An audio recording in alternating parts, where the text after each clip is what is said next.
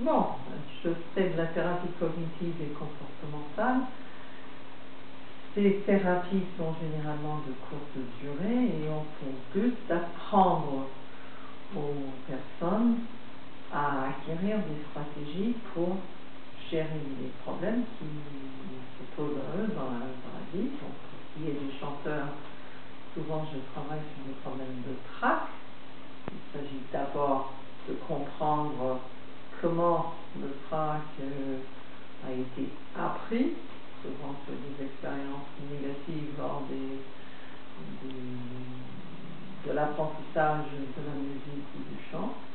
Il s'agit dans un deuxième temps d'aider le chanteur à se détendre avec des techniques corporelles, exercices de respiration, de relaxation, aider le chanteur à comprendre ce qu'il peut avoir comme image ou pensée dans sa tête, des pensées négatives qui tournent autour de l'échec, de l'absence de perfection et de la difficulté à supporter l'erreur. Et il s'agit d'apprendre à modifier ses pensées, à les relativiser, à changer les images qu'on peut avoir dans sa tête, l'image du public, l'image du jury, l'image de soi sur scène. Et il s'agit de travailler sur des évitements, parce que souvent quand on a un trac, on évite, donc on annule des concerts, on n'ose pas se présenter à des auditions.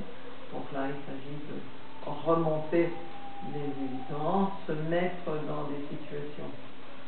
Ces thérapies ne s'appliquent pas uniquement aux chanteurs, je travaille aussi beaucoup avec des gens qui ont peur de prendre la parole en public. Et les techniques sont à peu près les mêmes. Je travaille également avec des gens qui souffrent d'autres problèmes. Et toujours dans le but d'apprendre à quelqu'un que ces problèmes ne sont pas une fatalité et qu'il y a des solutions à tout problème qu'on rencontre.